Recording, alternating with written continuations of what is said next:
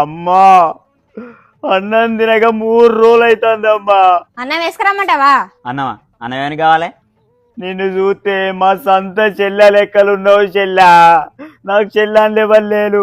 ఒక 100 రూపాయలు ఉంటే తీసుకురా చెల్లా.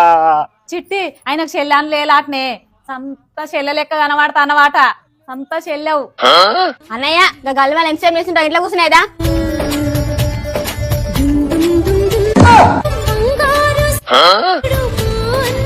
చిట్టి అన్నయ్య పైసలు ఇస్తాను అంటాడు, తీసుకోకు.